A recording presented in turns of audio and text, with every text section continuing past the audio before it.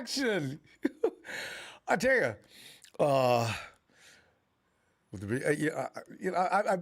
can you see the frustration? It'll be okay, though. Subject matter today is just, with the return of Robbie Gould to camp, the Niners have just about everybody that is healthy in camp for the non-mandatory OTAs, and therein lies the rift. That is exactly the enthusiasm that you won't find throughout the NFL. So, kudos to the 49ers.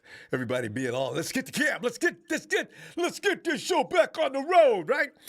The bad news is the Niners are not waiting to start with the injuries.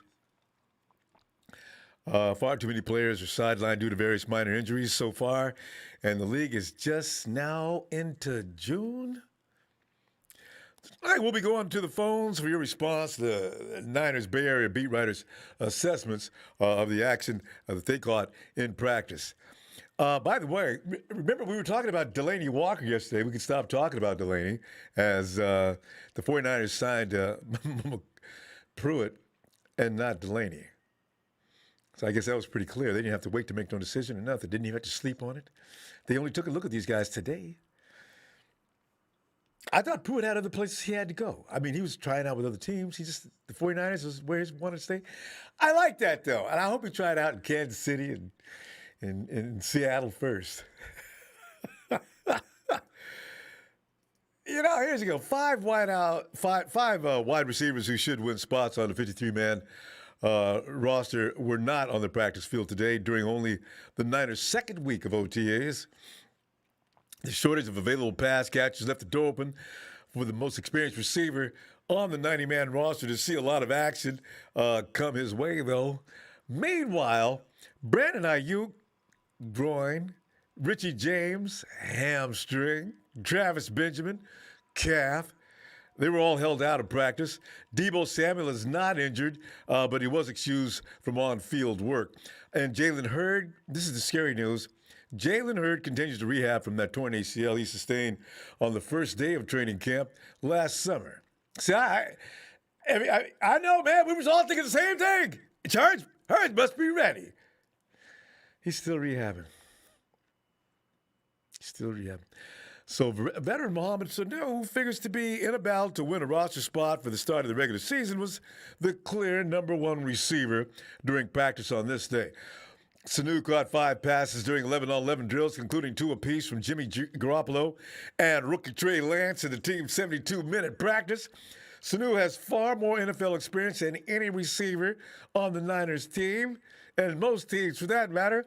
He has appeared in 128 NFL games with 96 starts. He has 420 career recepts for 4,694 yards and 27 TDs.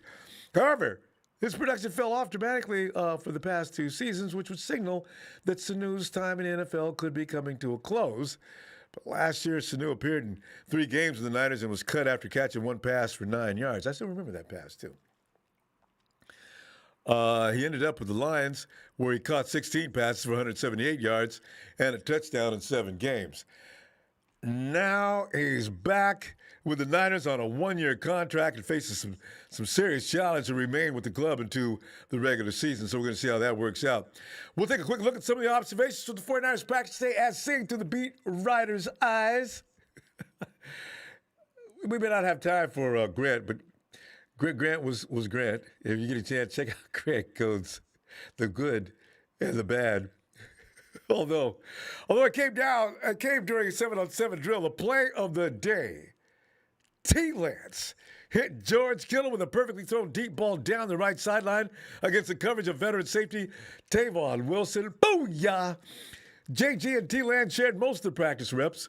JG completed all 7 of his pass attempts during 11-on-11 drills, while Lance completed on 6 of his 9 attempts. Nate Sudfeld. These are the guys we're probably not going to hear much about as the season progresses, or off-season progresses.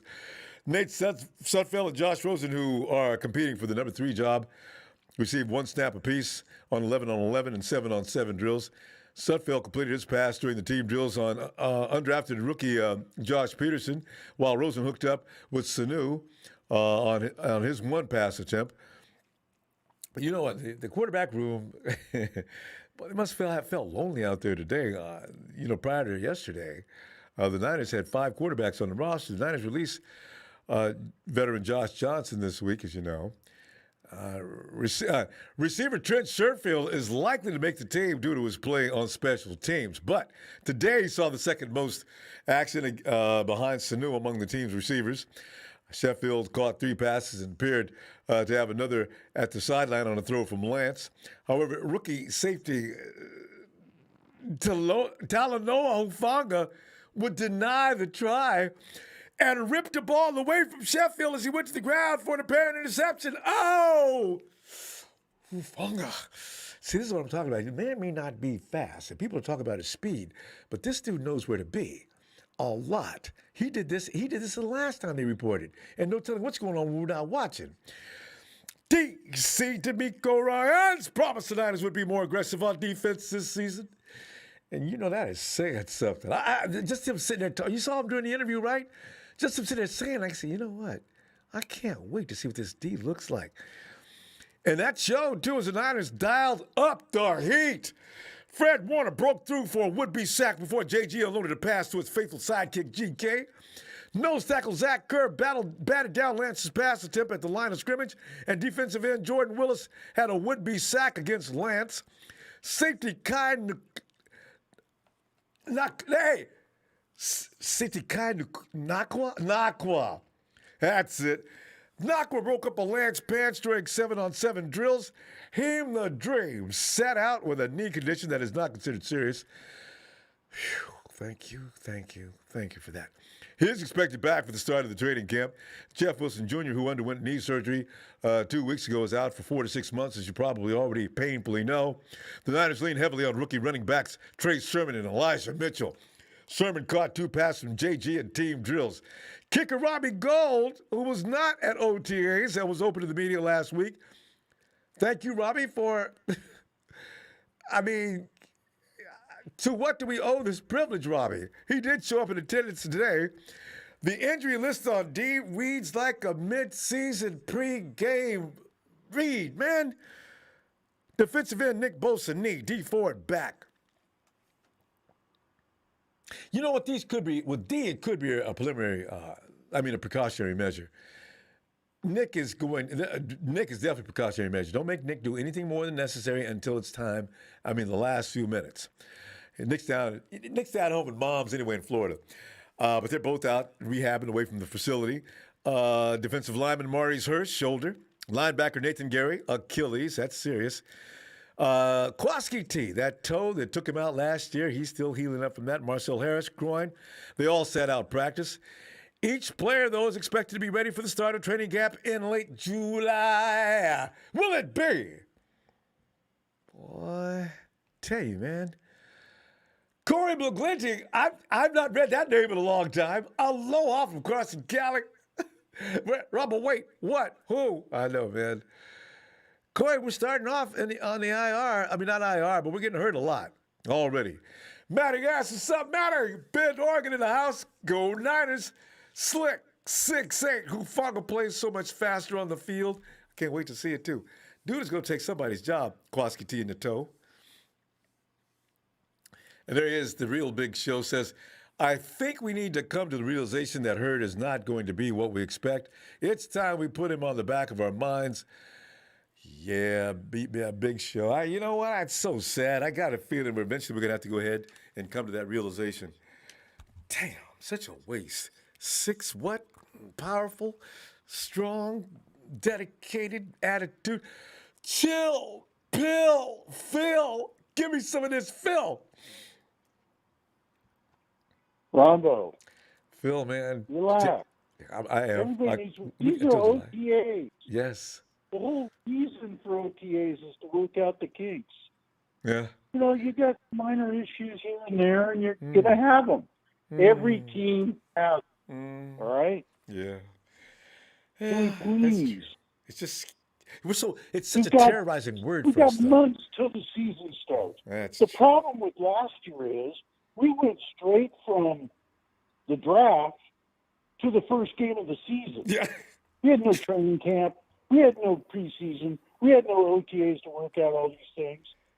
So they just got mixed in with the first few games of the season and were just kept steamrolling. True. So, please. We'll be all right. We'll be all right. Don't look anything into this. And the other thing is, some of these guys have got kinks. They're going to hold them out. All right? Yeah. Bosa. Because they're not going to risk it. Yeah. Not for OTAs. That's true. Please.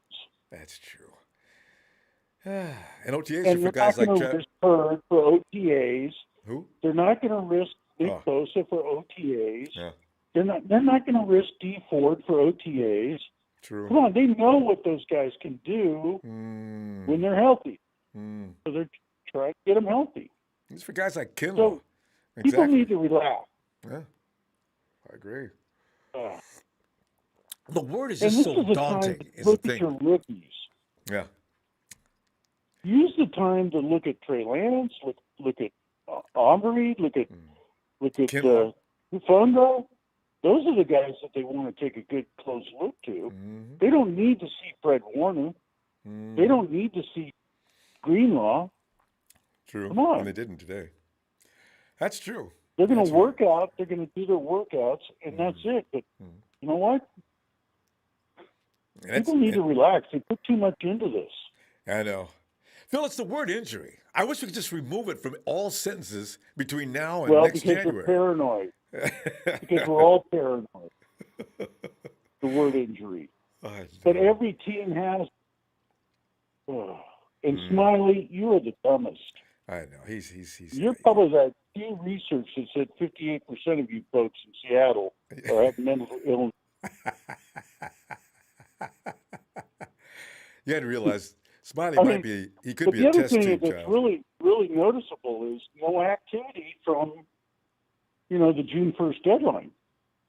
And yeah, right. To me, that tells me Atlanta's not getting what they think they were going to get, or else they would have made the deal by now. Oh, yesterday. So I think there's teams that are just waiting to, and all these teams, I think, that have guys they want to cut, they're trying to make deals, and nobody's biting. That's it. They're saying, you're going to cut them anyway. Wait them out. What the hell? Yeah, wait them out. We'll get you for cheap. Yeah, or free. So I think that's what's going to happen. And it's going to take about 2 weeks maybe to weed all this out. But we'll see. Because like you say, Phil, OTAs aren't important. You don't have to get those new guys in here now. They already know how to train. They're probably going to be veterans. Undoubtedly, they're going to be veterans, so they can come on in a little later. They can train on their own right now. I agree. Well, and if they got a nick, they're not going to play him. Even if it's minor, they're not going to play him. Veteran. Because they know what the veterans can do. And if he's got like Chikarsky, if his toe is acting up, he's going to go in and work on his upper body, and that's what they do. So OTAs aren't even mandatory. All right? True. And so, Robbie Gould showing up was pretty funny, actually. Because I know how he hates to leave his family. So that was interesting. Yeah. Yeah. But anyway. So, yeah, you're right. These injury reports, they can wait. We can wait to react to them. I agree now that I've calmed down. If we have one in the middle of preseason, then you start to worry. Yes. Especially in like a game 1 or 2 of preseason games. Oh, my God. No. Because you can't recover. But these guys in OTA, they get minor nicks, and that's part of the process. And they've got time to get over it, and physically, when they get into training camp, that's when you start seeing what you need and who's injured and who's not. So, and now, Phil, what Smiley doesn't realize is we're a contender versus Seattle, so that's why we're a little concerned. Nothing beyond that, Smiley. You guys don't really figure into the equation, so you guys can sit back and. In fact, you probably don't even have full attendance at OTAs. See, we're dedicated. We have a plan, an agenda.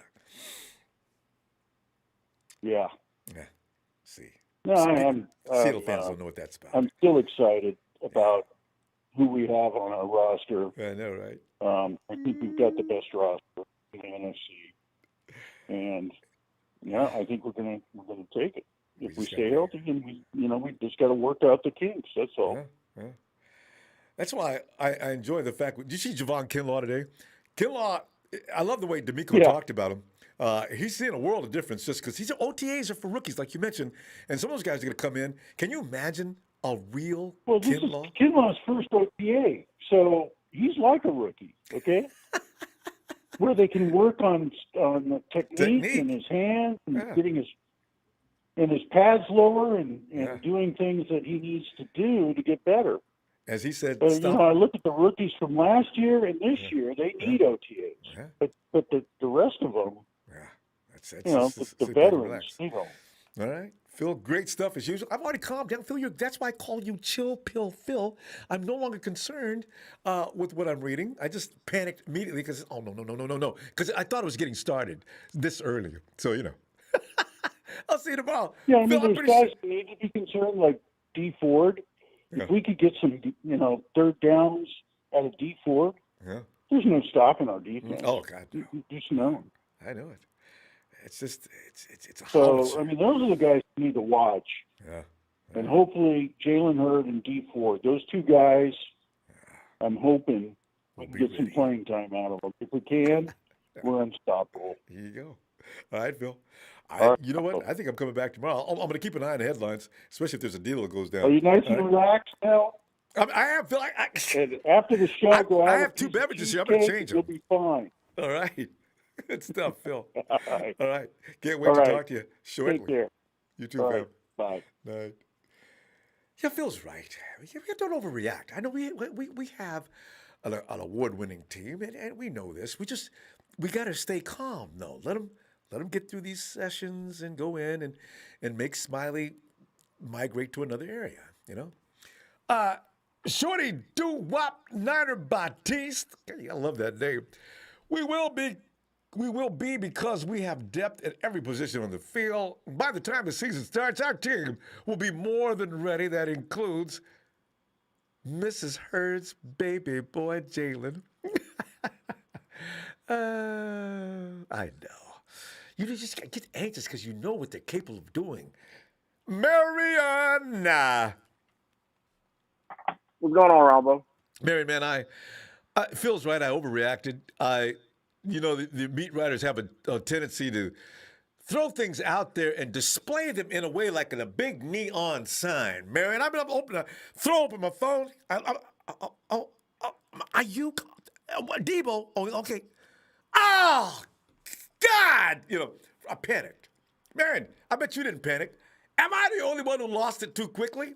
Marion, let us not dwell upon those little tiny ouchies. Marion, what about the assessment today about Lance throwing that buzzer down the sideline, hitting George Kittle downfield deep? And you had guys doing all kind of great things. What are you thinking as far as the workout went? You happy with that? It's June. It's June. Things happen in June. Yeah, I could do. Nobody won no championship in June. True. Right. I mean, Jeff Wilson hurt himself out 36 months, but we see that all the time with Jeff Wilson. I know, right? His linebackers come back early, broke leg and all. I mean, at the end of the day, guys need to be ready in September. That's just the bottom line to the whole deal. True. So, and July for a little more training. But July's big. July's training camp. Once guys get hurt in training camp and they get hurt with the non-contact drills, that's when we need to worry. So if we could pull muscles and things like that, I mean, it's normal. Just getting back. That happens. That really happens. So I mean, it's cool. Yeah. But however, I will say. Because, man, in Seattle, they ain't doing nothing. That's why they ain't getting no injuries. Ain't no muscles pulling if you ain't using no muscles. But go ahead. Yeah, I mean, last year, we was hindered by injury because of the pandemic, and guys couldn't work out, couldn't do OTAs, and mini camps, stuff like that. Yeah. Excuse me. But this year's a little bit different. Yeah. However, if we have a type of year like we did last year in 2028 or 2018, when injuries are bad, well, maybe we need to look at a different strength and conditioning coaching. Thank you. Because that needs to be addressed if we have the same type of injury-prone roster this year. that's on Kyle Shanahan and John Lynch. Mm-hmm. I hold those two accountable. So And Marion, they need to hold somebody accountable. I need a guy that oversees warm-ups.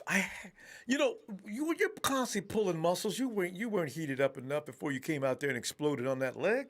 I already know that from being a track and field and football. You don't basketball to some degree as well. You don't move until you sat there. Everybody hates to stretch. Everybody hates to jog. You got to do 2 laps. It's endurance, but now your body's warmed up and pliable to stretch. I often wondered, you guys, players, what are you doing? Warm up properly, because I know how hard it is to get a player to do that. I've seen it. It comes down to responsibility and accountability. Damn right. That's the main thing to it. To be honest with you, this is our final shot for a ring. Because that's Saturday, we have a lot of different things going on with that cap and a lot of guys on the contract, and we got to pay some people. So we got to get it now or never. Because I like what's the guy, quarterback name we drafted from North Dakota. The guy's name just that quit. Trey Lance. Yeah. I'm gonna go ahead and get me a Trey Lance jersey because people raving about Trey Lance in practice. So I'm believing the kid, but. But Garoppolo's still my guy. Yeah, and I'm believing that. He's still my guy. I'm just saying. I hope Garoppolo will have 6,000 yards and 50 touchdowns. He's gonna that would ball be a new out. world record. The question is, if we win the Super Bowl, then we gonna have to sit around and really think. Garoppolo played great. We may need to give him his last year's contract. If it ain't broke, don't fix it, right? Yeah, I'm pretty sure that'll happen. They'll ride that horse until it dies. And if Garoppolo's winning, they'd be under a lot of pressure. The fan pushback would be crazy if he had an outstanding year, especially with the first-year rookie who could actually work a little longer. He ain't got to come in now. It's not an emergency. The only thing is, Miriam, if the 49ers are really hell-bent on getting back some of those first-round picks, if Jimmy has a stellar year, boy, you could get bank full of picks for him next year, So, yeah. That's true, too, but we'll see. I'm going to go out of here, but I want to address one quick thing. I did not appreciate how one of the callers came at me yesterday because I know I didn't say anything about this guy, anything like that. But at the end of the day, I was interrupted 3 different times. Yeah. And I know you said Marion, not Jack. Yes. So... at the end of the day, respect is earned, not given. Man, I got to tell you, and I told Jack and explained to Jack, the man didn't say anything like that because he kept on throwing the accusations. So Jack knows. Jack every now and then he's in overseas somewhere, in the UK, I think. He gets a few drinks on and decides he gets very aggressive. Jack is that dude that you see in the bar that is already had a few, and as you walk past him, what are you looking at? Dude, you know what? I was just moving in this direction here. If you let me continue to move, me and you ain't got to have this, all right? Because you don't want all of this, and I don't want all of that. So, that's Jack. And no, man, I thought I saw an attitude. Okay, that's Jack. I've seen them dudes before that have always avoided him. That's Jack. Sounds like John Gruden to me. But okay. And you have a good night. You have a good night, Ronbo. Hi, man. Have a good night, fam. And Jack, I got to tell you, man, I really hate it when you do that. All right. And let me get out over here to Ice. Ice, get on over here, fam.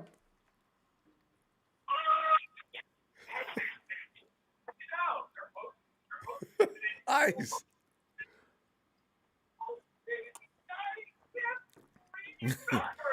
We met Ice is Rodney. Ice is probably doing on something. Okay, we'll come back to him. Yeah. Hey, Steven. Trying to call. Hey, what's up, Ronbo? How you doing? Hey, Steven, man, I was sitting there checking out workouts because, this time of year, that's all we got to go on. We get all excited about every little thing. But it's funny because we always have people to bring us back down to earth, man. Ain't nobody won no championships in June, y'all. And then you got Phil. It's June. Those injuries are not serious, and those guys have got plenty of time before September to heal up regardless. Steve, that's the gospel That's truth, very true. too. It's Steven, June. the word injury just freaks What me you call out, it? So I tend to overreact. But go ahead. No, like how everyone's saying, like, why isn't Nick Bosa back at OTAs and why is he out there on the beach doing his thing? Man, let the rookie enjoy himself, man. It was his sophomore year. He tore his ACL. Yeah. He's not going to want to come back as soon as possible, man. He's got need all the to. time in the world. He doesn't need to. The He's a Bosa, rookie- like I said, the rookie of the Bosas year. have this. Yeah, what does he need to work on? Yeah, exactly.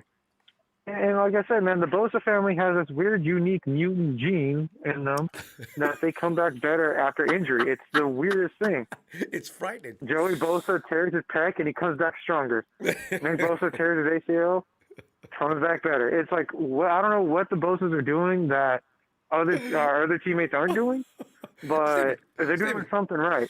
Steven, have you ever seen any of the Men in Black movies? Yes, I have. You know when they go to headquarters and they have that screen up of known aliens? If they did that movie again, they'd put the Bosas up there. I'm telling you, Ronbo, They would, man. It's Freaks. the freakiest thing. Yeah. They are freaks in themselves, man. It's a trip. I remember hearing about Nick Bosa, like when he was still in college, how Joey Bosa was good, but Nick was better, but smaller. And I was like, how? I remember that. I found that hard to believe, too. And Joey acknowledged that to be the case, too. I said, whoa, really? Now Joey's just being nice because he's his little brother. And then we find out, no, he wasn't. Nick's like, whoa, Joey's great. Yeah. Nick is unbelievable. Wait till next year, though, Steven. It gets better. Oh, man. You should have seen, do you remember watching his dad play? Yeah.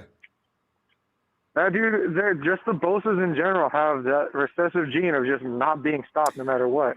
I don't remember his dad I'm going to go ahead. getting injured, though. He never did. He probably did. He just punched through people. I know. I know. The Miami Dolphins, no-name defense. God. But go ahead. What were you going to say? Go ahead. Now I'm going to go ahead and bring everyone back to earth real quick. So I like what I saw in Trey Lance on the 11-11s during the OTAs. I really liked what I saw. Yeah. The one thing I only got to complain on is his release points. Just because when he throws, he doesn't use very much hip motion. He's a very stiff thrower. So when he throws long ball or anything like that, he's a very I'm going to put all my weight into my back foot and then throw forward. So it's all straight. If you look at Jimmy Garoppolo, he's like a whip. He's all one motion. When he runs back, he throws his hips forward a little bit and then throws. Yeah, you saw that clip where they had them both going back. You could tell a difference in the release. That's true. I noticed that. Yeah, and then one thing he needs to get, I know he wants to be safe with the ball, but he's got to be quicker on the trigger for that. He's got to be quicker on the trigger. Because he'll see one person not open, next person not open, third person not open, go back to the first and then throw. So in the NFL, you don't get that lucky. You do not get that lucky unless your offensive line is unstoppable. Even with a good offensive line, you got to be careful of that. And also, you need to do that anyway just to keep the secondary off their rhythm. That'll come. He needs some hostile attack at him, and then he'll probably make those adjustments. He doesn't understand quite what that's like yet. He's never seen anything like what he's about to see as far as a defense. From the conference he came from, there was nothing like the 49ers defense, and that defense is going to be aggressive this year. That's good training. Great training. The defense was amazing when we had Jim Harbaugh, and I get very similar premonitions with that. We have a very smash mouth kind of defense than we used to have. It's very similar to how I remember Jim Harbaugh days when our defense was top A. Yeah. Thanks to one coach, our defense has always been solid, and that's Mike Singletary. I could go ahead and say that with pride. The only thing that man brought to the team was a solid defense, and it stayed that way. That recipe has stayed in the 49er franchise for a long time. Another thing I want to touch up on too is I know a lot of people are saying, what about the corners? What about the corners? We need corners. People forget Jimmy Ward used to be a corner. Yeah. He can't go there. And Jimmy Ward, he can if he wants to, but I remember him saying the only reason why he stayed was so that way he could be a free safety. Yeah, Now, he's a natural I safety, don't know but he can if- play corner. He's just talented. Yeah. So. and he's aggressive. Yeah. Did you hear? I love the part where Jimmy doesn't mind playing the a-hole role this year. I'm not sure exactly what that means, Oh. but the 49ers defense is going to be between Jimmy and Verrett. We have something special going on back there in that secondary. I think we're going to see more ball hawking this year too. I'm looking forward to that. All right. Tell you what, hey, Stephen, good stuff as usual. We'll see what happens tomorrow, and we could be back tomorrow. I do want to mention the a-hole role that Jimmy Ward was talking about. Yeah. He's talking about being Deion Sanders on the defense. Very cocky, very, chauvinistic. And he can do it. He can pull it off. Can you imagine Jimmy Ward talking smack? I thought that was one I of know, those right? God-given attributes you can't practice it. You have to be born with it. He could be. All right, fam. And let's not forget, Jimmy Ward single-handedly knocked out D-Hop in shared practice when he was still on the Texans. I remember that. So Arizona, watch out. All right, Steven. I'll see you All right, tomorrow, bro. Ronbo. All right, have a great night. See you. See ya. You too. Bye. And of course, Rudy makes an appearance. As you know, most of our trolls can't do without us. Is why they're always in here and hanging around. Today he still continues to be Rams reloaded, and Stafford is ready to roll. Roll where? I'm not sure. We've heard nothing about their practice, have we? I'm going to go check that out, though. Rudy says this, Niners already dropping like flies. Niner camp with no contact yet. Niners most talented NFC team on the injury list, but not on the field. Unfortunately, good luck. Ice, are you ready? Ice, baby, too cold. Ice is watching. I wonder what Ice is watching. It sounds violent. Let's give Ice. He'll probably eventually notice. Hey, Robert, get on in there, Rob. What's going on, Ronbo? Robert, remember looking at some of what's going on today and how the guys are progressing through camp. Actually, Robert, now that I think about it, I really do wish, I guess they couldn't have rookie camp any longer than they did. But you know what? It's not, the vets could be practiced on other fields so the other players could get more reps in practice. Of course, the way guys were out with little ouchies today, they wouldn't have had enough receivers. But, yeah. But, Robert, from what you heard about in camp, what are you thinking? Same thing Chill Field was saying. Yeah. Hey, Field is like, hey, when I go, like, during the day, I be watching 49er stuff on, my alerts, Instagram, YouTube, and Facebook. I'm constantly going crazy. But every night when I come on here, Field, he say something make me like, oh, yeah, that's right. Yeah. These OTAs, like, this is for, like, we talked about this. This is for rookies and second-year rookies, because they didn't have an off-season last year, so they pretty much still rookies, Yeah. Javon Jennings, that's why he's benefiting from this. Yeah. So, some of them guys that had little nicks and bruises, that happens, when you when you come from off-season, sure enough, you're training on your own, but you start getting into the workflow, and you got to realize the guys got a chip on their shoulder about how last season ended. So, they came in the OTAs probably like it was training camp. Hold on, you get a couple nicks and bruises, go sit down, and we good. This is mainly about these young guys, and it's more so about Jimmy getting as much time to groom Trey as much as possible. And our, young quarterbacks, like OTAs, it's about skill position mainly. It's a wide receiver and tight end's dream. That's mainly what OTAs is. Running backs, defensive linemen, offensive linemen, they pretty much can.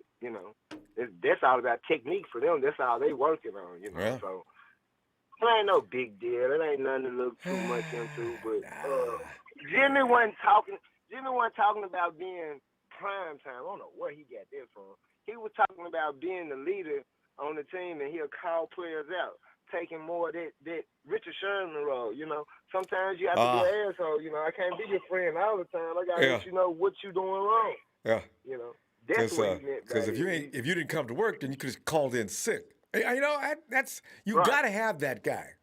You really do. I wouldn't even want a player on my team thinking that they could be prime time. Yeah. Nah, we don't need them problems. I wonder, you know what, though? It's Robert, only one prime. I wonder if Prime Time was ever that kind of guy. He doesn't seem like he'd be the kind of guy to be calling people out, but maybe he was. I don't know. Prime was he was a cocky. Hey, he was extraordinary athlete to say the least. He had the props, the rights to be call out anybody. But you know, him and the GOAT didn't get along, you know, because of that. You know, him and Jerry they didn't know Jerry was business first. So I think they were okay that one year they played together. But Prime used to like to antagonize Jerry. Did you see some clips when you see them lined up together on play action or filming on action? You'd see Prime his mouth is just running. And Jerry's looking at the line of scrimmage, and Prime is just talking it up. See, Jerry's no fool. If you take in the rhetoric, it'll take you off your game. Pay him no attention. They take you off your game. Yeah. And now you playing his game. Yep. He feed off of that type of thing. So you know, it was the best of both worlds. But you know, I ain't gonna read too much into some of those nicks and bruises. You know, I'm tripping off this chat though. Like, Rudy really loves the 49ers, don't he? Yeah, oh yeah, hell yeah. We can't have a meeting without him. I bet he got every 49er classic throwback jersey it is. The throwback. You been a 49er fan. I ain't never spent so much time away from stuff that I didn't like. I know, right? I don't understand that. And his nephew, his uncle Joseph Smiley. Smiley's bitter and hostile. Smiley's still mad about the year before last when we sent him to the game where Dre stood up Hollister at the goal line and stopped him from advancing and sent him to the wild card round, which is where they suffered because they had to spend some energy, and next week they got a butt whooping. It's okay. They'll be okay. Hey. Yes, they will. We're sorry, but we're not sorry. Yeah. So they got it. Yeah. Them places in our Vapo trail from here on out, Jack. Them dudes, that team is slowly turning to poo-poo. Yeah, so I'm Niners for life in the chat. You ever wonder? Oh, that's you, Niners for life. All right. Yeah. We give them hell. Okay. Oh, yeah. Yeah, you guys are doing a good job. They leave every night talking about, we own this chat tonight. I mean, which one of them clowns? Yeah, we own that chat tonight. Boy, you didn't own nothing. Take your sorry test tube, sorry franchise loving self out of here, man. Right. While y'all here, make sure y'all hit that like button and send some super chats in. Providing you a place to come around and troll. Robert, man, Robert, I may be back tomorrow. I'll be looking to see what's going on, and could be, or else I'll go ahead and wait till Friday. All right, fam? All right, Niners for life, man. Yeah. That's it. Niners for life. You see him in the chat, that's who he is. Robert. Wait, Thomas Norton up there. You did a mean for show. No. What I mean for sheezy. TIP. That's Thomas Norton. Thanks, Thomas, for the contribution. I like that. He took a page out of Snoop Dogg's book of rhymes. If you can't think of a word, just make up one, baby. Emilio.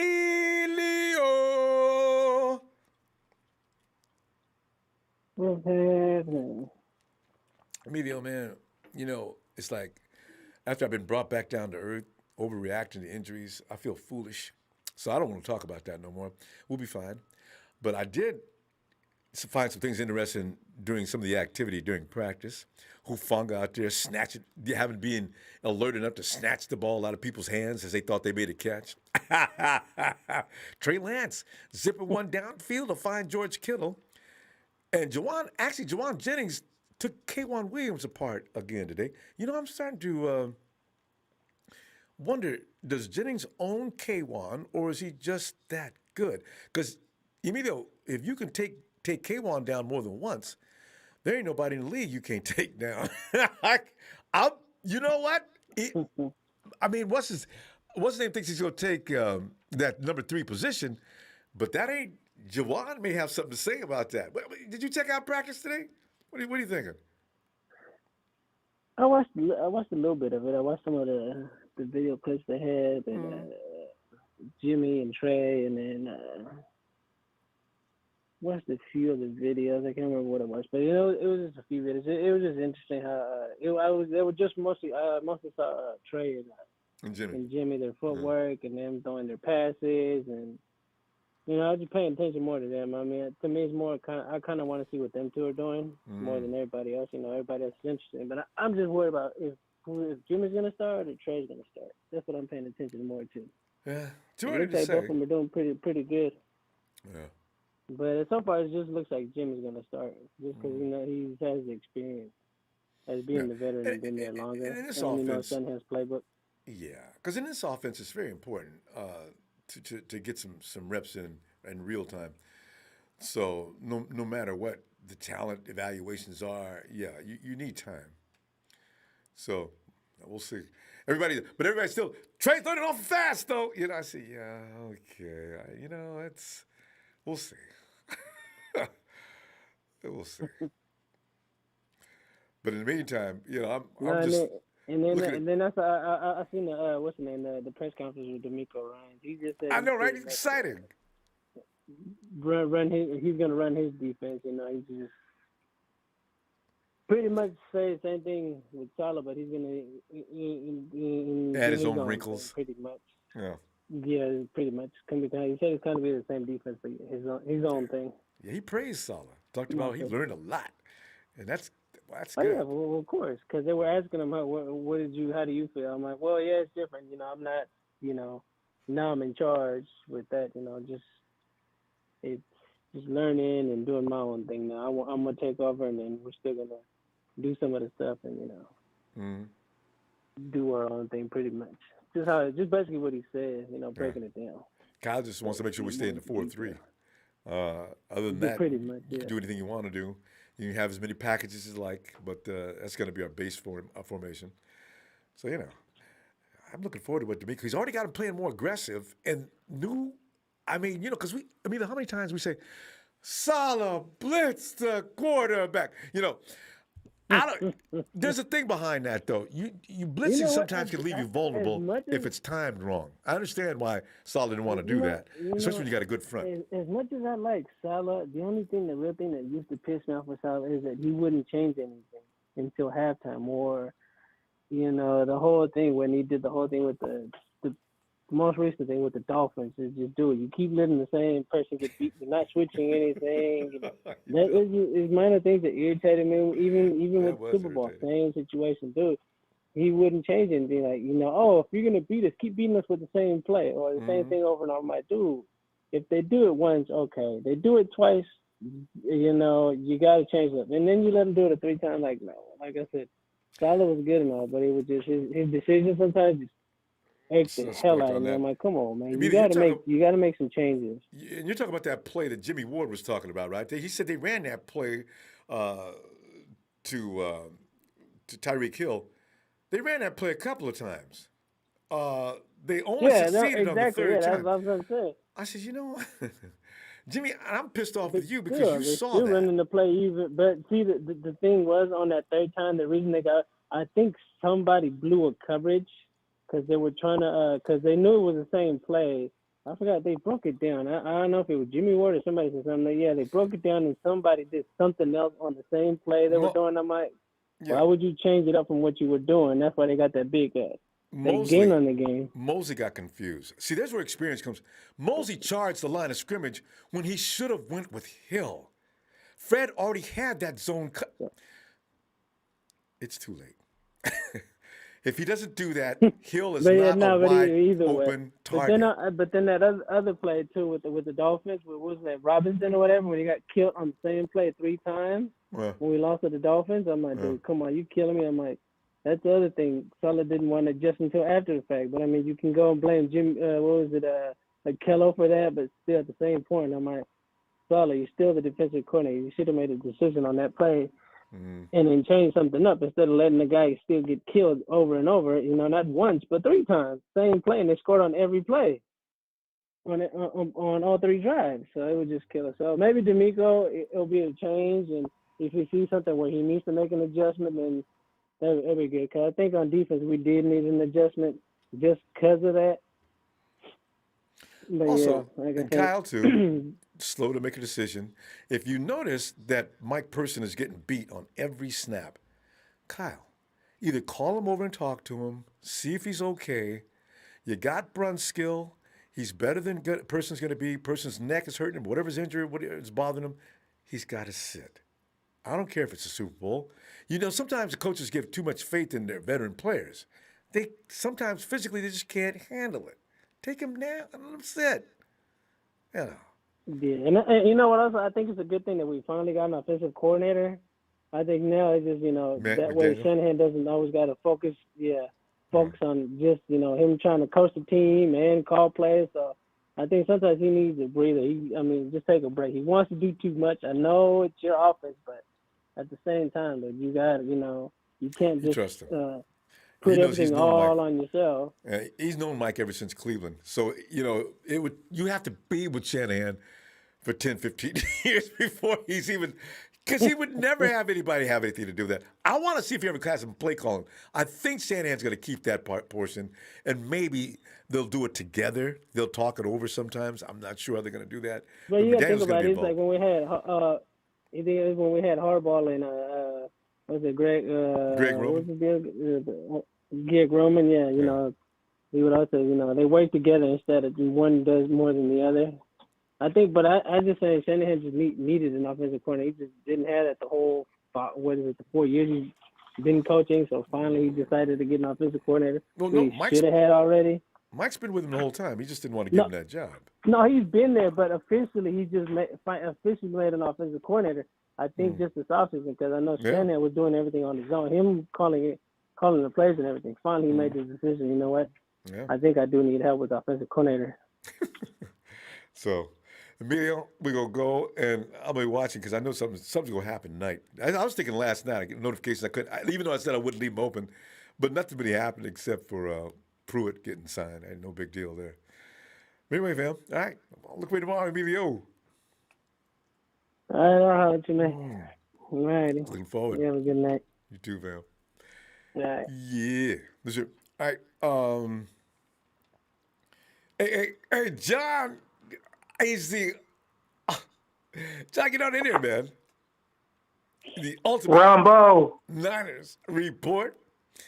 John, I know because I know you cover the reports and everything else. But John, what are you thinking on today's practice? Well, one thing, when I was looking at your, with the title of your show, and I was like, did we suffer a lot of injuries? And I was like looking up information. Yeah. I was a little bit scratching my head. Yeah. But, listening to a lot of the callers, putting their opinion, I think I've been the only person who, has said, since, the 49ers finished the season that we were going to be okay, and one of the things that, a lot of people, they get a little bit, like they jump in, because there was no OTAs, there was no, off season, like usually, the NFL has had. So we are trying to get, as much information as possible, trying to, watch as much, film, what's going on in the training camps. So like, for us, there's nothing to talk about no more. Free agency, cut date, we thought it was going to be crazy. Nothing's really going on. So, it is a little bit boring, a little quiet. And, it is interesting, with everyone putting in their opinions about this and that, is that, there's the dead period, it's a very boring, nothing to talk about, until, official start of training camp in late July. So, the media, they're trying to poke at anything that they can to like, blow it out of proportion. And at the end of the day, the players are working out. It's really great. But at the end of the day, just to simplify what's going on is that right now, the players are trying to get back in shape. And the biggest thing, was, the press conference. The Miko Ryans, basically, was the talk of the town, today, which was the biggest story. I was a little bit surprised, nobody wanted to talk about the press conference, but, all of the defensive players, Verrett, Jimmy Ward, Kinlaw, and, Samson, Abuken, all said great things about the coaches. Ibukum said something very interesting that, Chris Kasurek is a very strict guy who basically tries to make that defensive line as great as possible. And we saw it with Hyder, the Miko Ryans. Everyone's saying that, the Miko Ryans is different than Robert Saleh. He lets the players, the veterans, show the rookies, input. Very different than Robert Saleh. So that was probably the most interesting thing today that, I took from that. And I've been saying, and I think I'm a little bit going over my head, but I think the Miko Ryans is going to make this defense much better. And, of course, Kinlaw, the funny moment, between him and Grant about a squirrel, which I don't really understand what was the point of that. I didn't, and I still don't get that. Where'd that come from? That story has a little more depth to it than when I was listening. That's just me being me, or whatever he said. I said, what are they talking about? A squirrel? A real squirrel? That was just hunting. I said, what? Jesus, what does that got to do with football? That was Grant that asked that question, huh? Yeah. Okay. Mm-hmm. That's Grant and his, anyway. Let's move away from him. So, that's one thing about the 49ers that, like, all our haters, like the Cardinals fans, there's a Cardinals troll at a different channel saying a lot of nonsense. But the Niners are doing it right. I know it's not flashy. I know, it's not like they got, A.J. Green and J.J. Watt on that team and, Russell Wilson, all the, BS. And, of course, the Rams, let's not even get started with the Rams. They're doing it the right way. They have a quarterback. Fans don't like him, but it is what it is. He's going to play. Trey Lance is going to learn from him, which is really good. He's learning from a quarterback who's been, in that system. Kyle Shanahan is going to develop that quarterback. You look at what they did, in the draft in the offseason. So right now, we do have to slow down. There's going to be minor injuries. You say it all the time. It's football. Yeah, it's football. Like, if you've never put pads on and, been on the field and hit somebody, don't even try to pretend that you know what football is. But, one thing that I will say that's why I get so bothered with that kind of conversation. Man, guys, he gets hurt a lot. What the hell are you talking about gets hurt a lot? Have you ever played football? Yeah, you're going to get hurt if you want to play, but you play through it. But if it gets serious, you got to get out. Does it have anything to do with you doing it intentionally? Nobody goes out and gets hurt on purpose. All right, anyway, I'm sorry. That subject burns me up. Go ahead. I'm sorry. And I was gonna say, the caller Phil, you call him, chill Phil, and it is true. Well, we gotta chill a little bit, let the players do what they're paid to do. It's gonna be kind of boring for the next month, but once football comes back, all the stories are gonna, come back again. And one thing I will say, this, I heard earlier on the podcast before I jumped on your show, is that there are people that are trying to rush Trey Lance. And one thing's like, let's not do that. Let's put Jimmy to play. If Jimmy plays bad, then you have a real, reason to put Trey in. But if Jimmy plays just average, I don't think Kyle Shanahan is going to put a rookie quarterback if his quarterback is playing okay. So, at the end of the day, this is going to be the fun next couple of months of the same thing over and over again. So it's the off season, basically, to put it in perspective. True, and nothing really. You can't really see anything concrete out there yet, anyway. But 49ers Ultimate Report. Hey, fam, we're gonna go. I'm gonna keep an eye on things. We may be back tomorrow. Otherwise, we'll definitely be back on Friday, as we always are. All right. And Ronbo, before I go, I send you an email. I don't know if you got it. It's my channel. You can check it out. All of my content. So So anyway, I just wanted to say that Yeah. Yeah, no, I need Anyway, to do that. and And just- yes, on my crazy days. Anyway, and then of course, like Norm, Niners all day. Hey, yes. All right, fam. And I will check that link out. I'll go check my email. I haven't checked it in a couple of days anyway. So, yeah, you're right. All right, fam. Night, John. And let's go back and check on Ice and see what he's doing. Hey, Ice.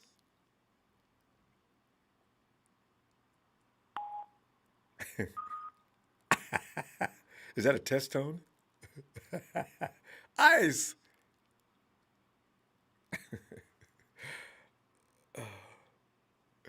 All right, let's go check out. Hey, Jay. What's up, Ronbo? Jay, man, I'm sitting over here, and like we do, we like to overreact and take things all out of proportion. Because it's some of the ouchies. I think it's the way it's presented. You look at all the names, some of your favorite guys. They don't put. I don't like to see our players and the word knee in the same sentence, right? I've seen the knee mentioned on 2 or 3 players. Jalen Hurd, of course. I've seen Mostert. I think I've seen somebody else.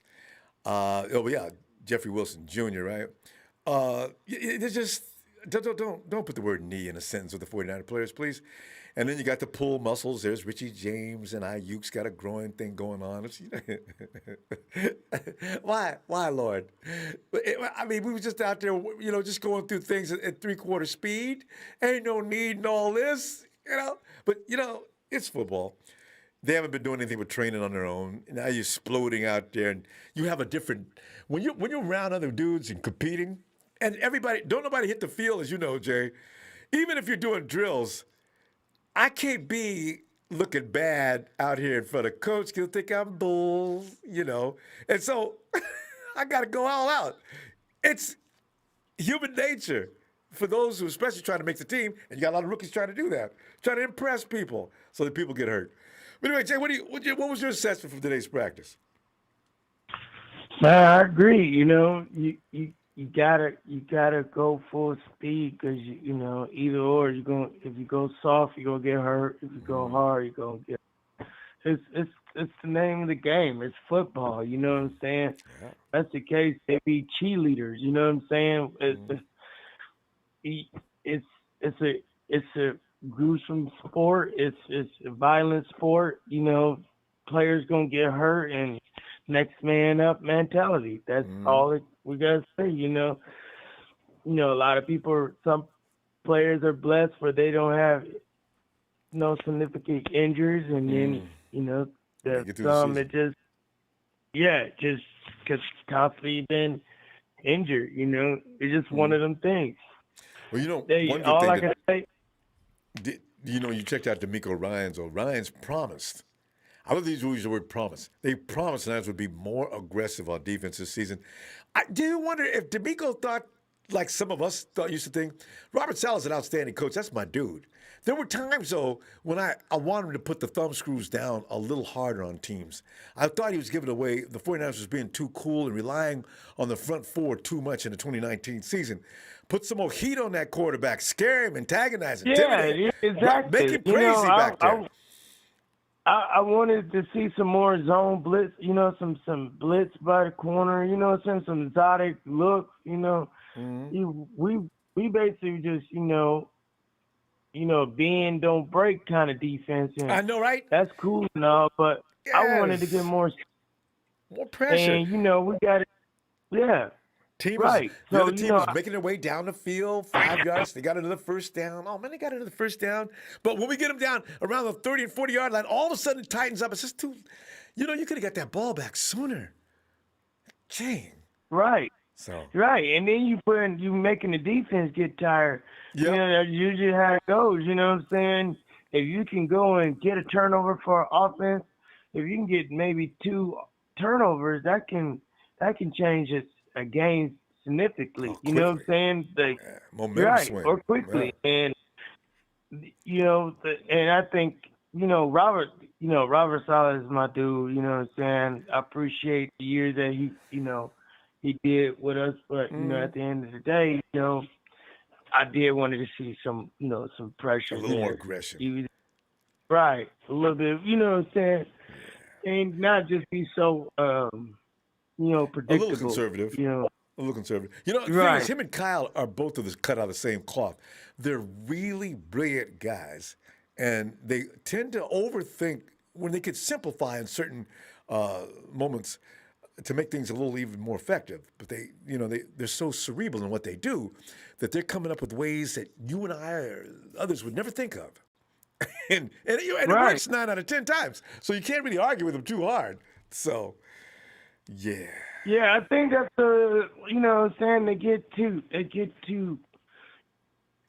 they get caught up in a moment and not thinking things through, and that's sometimes that can get you a win and sometimes that can get you a L. You know what I'm saying? But it's just one of them things. I think when you got somebody by the jugular, you got to finish You the got to job. cut the throat. You know what, though, Jay? This year, we may see, because now you got Verrett back there, and I don't know, you got Ward at safety. You have a makings of a good secondary. You might be able to gamble a little more, because Robert Saleh didn't like blitzing because that leaves the secondary area vulnerable, because guys like Aaron Rodgers love for you to blitz because he already knows where he's going with the ball. This is that kind of quarterback. You don't deal with Aaron Rodgers type of guys every week, but he knows if you blitz exactly where he's going before the ball is snapped. So if he sees blitz, so this is the kind of thing that you got to be careful with him. Saleh's worried, I think, many times that he left his secondary vulnerable. Our defensive line bailed us out a lot of times when they was healthy. You know what I'm saying? So we didn't have to come with a corner blitz or anything like that. But sometimes when we needed to make a play on defense, sometimes that's needed. You know what I mean? Like when they did blitz with Quawan Williams or what I'm saying, Jimmy Ward, or it was very successful. Because we didn't do it that much. And teams so did not expect it. Correct. Yeah. So, I tell you, I'm looking forward to what D'Amico's going to do, because D'Amico's got a different mindset than Robert Saleh. So he's going to probably still apply the concepts of that defense that Robert Saleh's already built up in that team. Because the veterans, you saw the press conference, because that's what Jason Verrett was saying. Yeah, we pretty much, the vets, we going to be out there running the show for the main part. D'Amico even said, you know what? You can do all the X's and O's you want. It comes down to the players. And we got a lot of experienced guys back there. So I'm liking what I'm anticipating now. So it'll be all right. Right. I just feel like people need to just really, this is a real violent sport, and people need to take the count that, you probably never played football, and you don't know how these athletes playing hurt every day trying to, put out a great product for us to watch. Yeah. And people need to just take it easy on our team. You know what I'm saying? It is what it is. It's going to be a winner and it's going to be a loser. Yeah. And Mostly, I hope our team come out the winner. But it is part of the game. All right. All right, Jay. Always great to hear from you, fam. Maybe back tomorrow. Otherwise, I'll see you on Friday. All right. Appreciate you, Ronbo. Yeah, always appreciate you, Jay. Have Talk a to you good later. night. You too. Oh, my homeboy, you'll never catch me running from you on Twitter, man. Don't be telling people I'll be running from your silly butt. He said, and there he is. He says, hurt already. What did you expect from these girls? My homeboy, speaking of running on Twitch, I wasn't running nearly as hard as Patrick Mahomes was, or should I say Patrick Machoke was in that Super Bowl. Hey, Alice! Ronbo. Ellis. Come on in, Yes, sir. Yes, sir. Yeah, we're just combing through what on the day's events. We won't. Delaney Walker ain't coming, and Jimmy Ward's gonna be that dude now that tells people, man, what kind of plan you doing, man? I'm out here busting my ass. I'm watching you lagging, man. We gonna lose the game behind your style today. Right. Every locker room's got that dude or two or three. Usually they're linemen or something like that because linemen are big, right? So they run around and talk to you. You better not say nothing back. But, I can Yeah. see Ward. He ain't that big. I can't wait to see him play that role if that's what he's going to do, because I don't think Sherman's coming. I really don't. Not at this point. He might, but I can't see it now. Yeah, I don't know. The Anyway, whole what'd you thing think with of Sharon. practice, We'll though? see what happens with him. Yeah. Well, first and foremost, I like the fact that, Jimmy's, setting the stage, because I feel like defensively, we're not just going to have one leader. And there's going to be a couple of guys that are going to have to, come together on a joint mission, you know what I mean, to kind of, bring the guys together. And when it comes to the secondary, Fred's got he's got one level, and then, Jimmy's got the next level, and then they can kind of come together and, work cohesively. So I'm glad that Jimmy's setting the stage. And, whether he's the big guy or not, the biggest guy on the team or not, fortunately, we don't have nobody on the line that's really taking that initiative. At least right now, you know what I'm saying? Nick's still young, and, he's just a player. He likes, he speaks with his play. Right. Nick and some of these guys, they don't really want to take the big, boisterous, commander-like role. We're going to point Armstead, verbally, though. but yeah, Eric Armstead could take that spot. Do it, Eric. You know what? You need to do it. Yeah. Actually, did he have when you're that year? damn big. Was he a captain last year?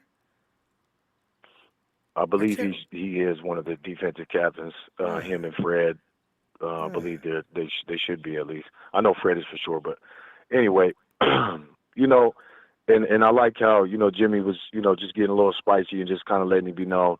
I think he's gonna come out ready to play, and I like from what it sounds like. I didn't get to see D'Amico Ryan's talk, man, so I'm gonna be checking that out. Look at that. Yeah, that's fun. Yeah, I can't wait. But I kind of was anticipating that he was going to be a little more aggressive than Saleh was, and a little maybe less conservative, which works to our benefit because we have so much speed, so much athleticism, and violence, like Saleh would say on the defensive side of the ball. So I'm excited, man. Because they're not going to be ready for that. They're probably anticipating maybe a little bit of a change. But what if it's, such a drastic change that teams are totally bombarded and they're just not even prepared for what's about to happen? I mean, we could easily be, in the top, 7, the defense, next year, and not take really that much of a decline, so that would be real exciting. Wouldn't it be? I can't wait, especially if they look different. And then we could give D'Amico the credit. But he's still going to come out of Robert Saleh's concepts. As he did, go ahead and assert that Saleh had a huge influence on him. He learned a lot from Saleh.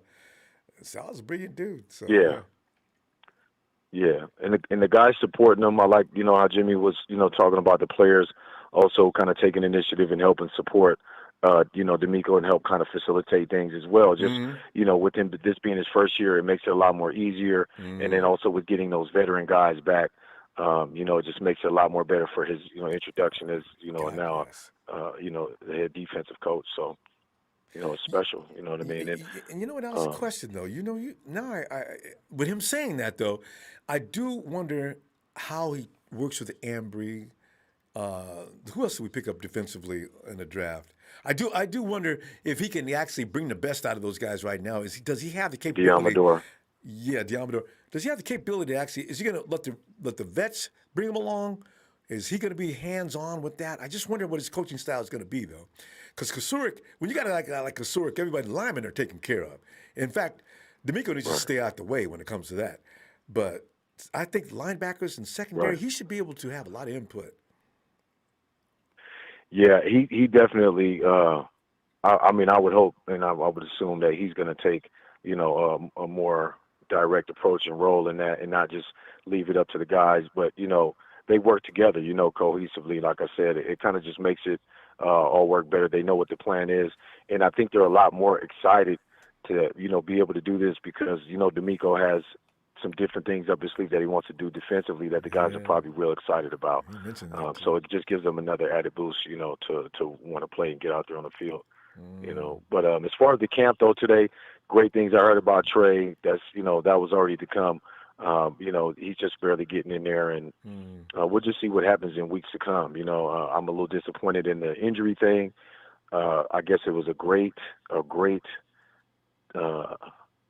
thing that Kyle picked up these 2 running backs here, because had he maybe picked up one or none of the 2, I mean, even though it's early, it doesn't even matter. It's kind of like, this is already just kind of giving everybody a little bit of just unnecessary anxiety, just to be like, okay, now this is what we didn't need, and I mean, shit, is he working out too much? Is he lifting too much, over there, I don't know, man. Take it easy on the knees. Well, they tried to say it wasn't serious. May I don't know, did they lie to us or what?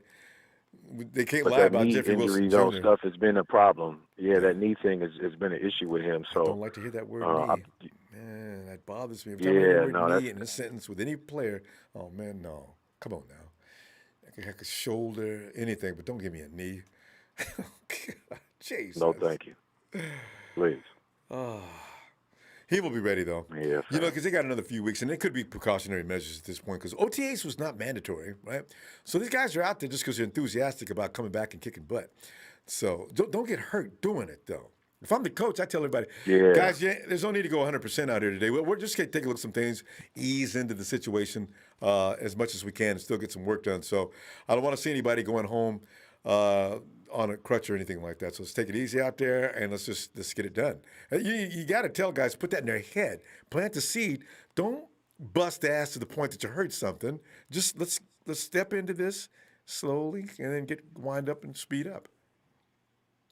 Yeah, and definitely warm up the muscles, man, and stretch, because, Brandon Ayuk's got the little groin injury stuff going on now, and we just don't need to be having any of this kind of stuff, repeating or coming back once the season comes. So, if they got to do some extra stretch, I know every day, I mean, you think about it, nobody stretched every day before practice to the best of their ability, but shit, if you got hurt, then you paid for it, you know what I'm saying? So it's kind of like, it's better to take that initiative and stretch, and, And you remember back playing ball, right. Dudes would come out 100%. and they were late to practice anyway. And then I'm ready, man. You know what? This is bull, man. That dude ain't even warmed up, man. It ain't that hot out here either. So it's set up for disaster. Bring your butt in earlier. Coaches would have dudes taking laps like that if he caught him anyway. You ain't got to stretch, but you will warm up because you gonna run for being late. So love it. 100%. Yes, sir. Hey, fam. All right. Ellis, be looking for you tomorrow. Hey, Ellis, thanks for the promotion on the likes, man. Ellis, it makes a difference when you do that, because I get more likes every time you do that. Hey, thanks, man, and I hope they run the likes up. No, it's all love, family. I just feel like the platform, and you deserve a whole lot more. And so I just hope that everybody in there, man, that's watching, no matter here from whatever team y'all from, man, hit the likes for Ronbo Sports. If y'all here, you here for a reason. Even if you're talking a little bit of, this and that, I mean, just support the channel, man. If you're here, it's only right. Have some moral, have some moral valor, man. Some code and things about yourself. But anyway, peace and love, brother Ronbo. Make sure y'all hit that like and subscribe. Shout out to the Niner faithful, and we'll be back. Thanks, Ellis. Holler at the kids for me too. I'll see you. Man, Yes, sir, see what happens. All right, night, fam. Okay, fam. Peace. And there he goes. Hey, Jesus. Jesus is another one of the chat patrol people. Jesus kind of. Rombo. You and Tommy Huxley, man, I'll be watching you. Y'all be busy as hell, man. It's funny. Hell yeah, man. You know what I'm saying? Bro, you get some delusional. And like Larry Hoover. You get some delusional Raider fans in here. I'm just saying, Larry Hoover's talking smack now, boy. God, these dudes ain't got no class.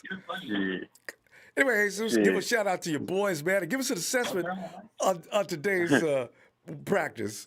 And you know what? I overreact to the injuries.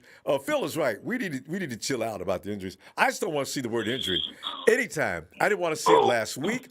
I didn't want to see it before the season started, and I damn sure didn't want to hear it today. So I see that as hell no. So that overreacted. I'd like to give a shout out to my brother Eddie E, the homie Chad Garrison, the boy Tommy H, the homie Don.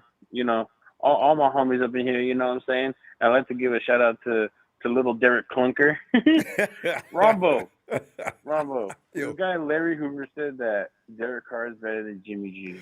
Yeah, I know. Bruh, I don't believe that whatsoever. Jimmy G has accomplished a lot more in less time than Derek Carr's 6-year span with the Raiders. Come on. And Derek's played way more games. So Derek Carr.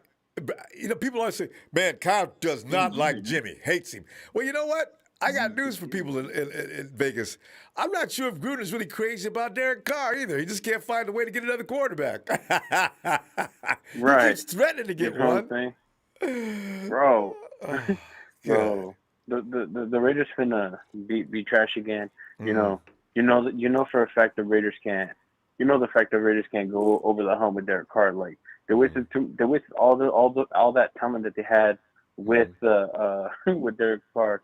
You know, they had a pretty solid offensive line with Ronnie Hudson and all these other guys that they had on the line, you know. They really think that, they're going to rely on their offensive weapons. Like, hey, you don't have a line.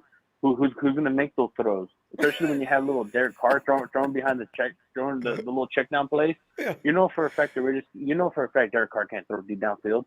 Want to know why? Because Derek Carr, he's shook. Ever since those 2 injuries he had, the man hasn't been the same. Derek Carr is washed. That leg break. You know what, though? The funny thing about it is I think I give Gruden some of the credit for them screw ups. I don't know what he does to those guys, but he's had some pretty good talent out there. The drafting is a little questionable at times. Most definitely. But still, Gruden, man, now how many years? 5 years now? John Gruden's been on that team probably like the same amount as Kyle, or now probably 1 year less than Kyle. Oh, 1 year more? Because Gruden's been out there a long time. Have they been? They went to the playoffs once and got. That's the year Carr broke his leg. They had Jack Del Rio as the head coach. Oh, see, you know what? Gruden's never been there and done that. Gruden hasn't been there since coming back. Exactly. You know. So, and then on to the Chiefs situation. You know, when you only score 9 points in the Super Bowl against the Buccaneers, you know that's a choke job. You know, especially when your quarterback doesn't score. Especially when your quarterback doesn't score in the Super Bowl, and you know you're finna choke that hard. You know what I'm saying? It makes you want to throw it to deuces, like the way how Anton Winfield threw it to the deuces in Tyreek Hill's face. You know, it hits him all in the helmet and bounces to the ground. Hey, so don't leave out the fact that he set a new record on negative yardage running. Right. I still, you know what I'm saying? They had Mahomes on his ass for the whole game. Mahomes, and then the Chiefs fans finna be like, oh, the Super Bowl was rigged. The Super Bowl was rigged. It was rigged the Super year Bowl before. was rigged. Hey, back to Mahomes, boy. We didn't see you for a whole month, bro. We didn't see you for a whole month, bro. You were crying the whole time, bro. Man, you need a girl pair, bro, and you need to stop calling us scrubs, bro, because you sound like a little girl, bro. Even with the healthy team, bro, you guys lost. According to you, you have the greatest quarterback of all time and stuff like that, bro. All I gotta say, man, is the kid. You're right. You know what I'm saying? Travis Kelce, the greatest tight end. He didn't do nothing in that game. Yeah. You know what I'm saying? The Kansas City chokers. That's what I'm gonna call them. You know what I'm saying? They like to choke on the D, just like Patrick Mahomes' mom. Hey, Seuss. You know what I'm saying? That's all I got to say. 20-0 this year. Look out for the Chiefs. They're going to set a new standard 20-0 for man. excellence. Man, 20-0, man. They couldn't even go 17-0. Swish. You know, they couldn't even go 17-0. You know what I'm saying? That's all I got to say, bro. Patrick, my homeboy, This is man. Hey, let's talk about the 49ers defense for a minute, though. You know, what are you expecting, man? Because you know what? D'Amico came in and already said, listen, we're going to be aggressive. You know, Robert Saleh came in with, as Saleh says so cool, it's going to be all gas. Man, all I got to say, man, can we just stay healthy? That's all I got to say, man. That's all we ever needed to do. Right now. God. After that, ain't you know what I'm saying? Go whoop the 49ers. Right now, those OTAs, man, who we playing? Who we playing, bro? You know, I'm not trying to have our defense get hurt, you know? No, but you know what? The thing is, he's installed in the program now. You know, guys like Javon Kinlaw, who really appreciate this time. Javon, to hear him talk today, you can tell his horizons have been expanded because now he's saying things, I just, it's where your eyes go. You know, just pay attention to the man in front of you. Was Kinlaw looking all over the field during the plays? Well, he was, Jesus. That's how he made that interception. He wasn't paying any attention to his man. Right. He was watching the quarterback. Right. He's supposed to some degree, but still, take the dude out in front of you, and now the quarterback is yours. So it's going to be interesting to see what his change and his mindset is what he was talking about. His thought processes. That's what's changed from him, because the dude is still huge, man. The man is big. I'm talking huge. Damn. So. But all I gotta say, you know, I'm really happy with the offensive pieces that we picked up today. You know, We got Pruitt. Walker back, and we got Fruits, McCoy or Fruits or something like that. I can't really pronounce his last name, Hey, you know. since we didn't But get Walker I'm back, really happy with the pickup. we got Pruitt. Yeah, Walker we got left. Walker back. What? No. We re-signed Daniele Walker.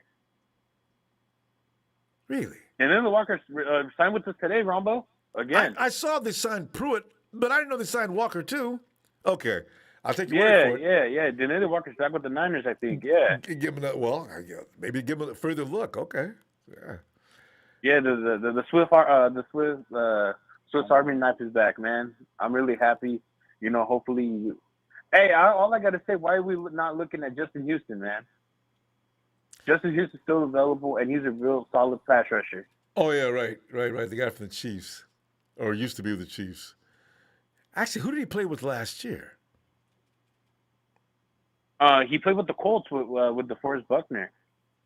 You know, and he put up 9.5 sacks. Oh, that's right. That boy Justin Houston still. Yeah, that man. We didn't get Walker. My bad. I thought we resigned him. Yeah, he got beat out by Pruitt. I think the 49ers were making a choice between Pruitt and Walker, and they kept Pruitt. I mean, Pruitt signed he's got a 1-year deal. Oh, well, hey, I wouldn't mind us getting back Daniele Walker, too, because Daniele Walker, and Richburg retired, too. Yeah, he may be washed up. Richburg's gone. And you saw that one coming anyway. How many times can you tear yourself up like that? That's 2 years in a row. He just really wrecked himself. So yeah. So he'd be cool. Yeah, you know, it's all good, you know. But hey, it is what it is, you know. But I'm really happy with the pickup that we have. I really wish that we could have offered something to Jordan Reed for him to come back for one more year because the man played phenomenal. Mm-hmm. He'll get there.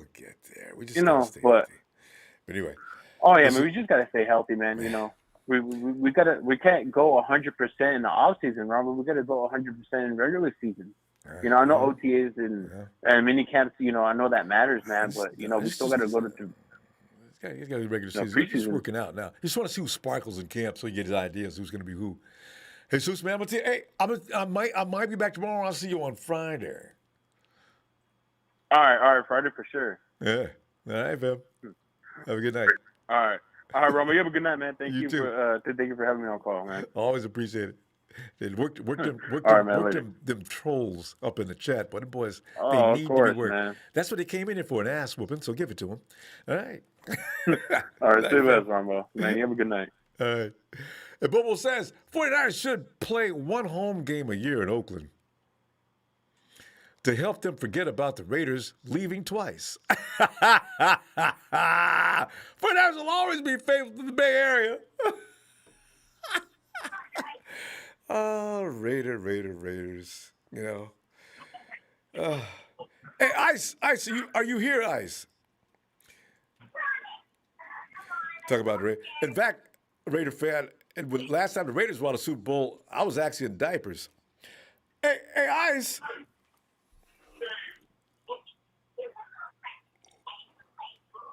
I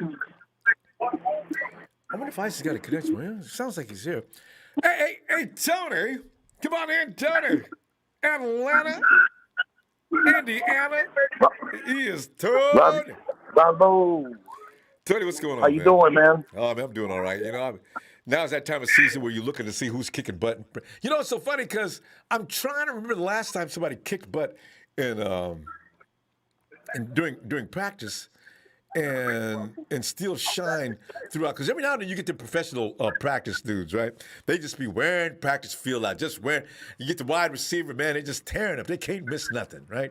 You got your defensive men, they're making every play. Can't nobody make a play because he's running over them to make the play.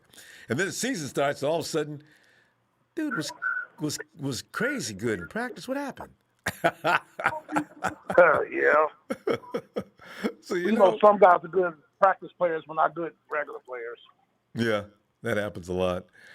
So it's a thing where I knew today wasn't going to be any action around the league as far as people going places.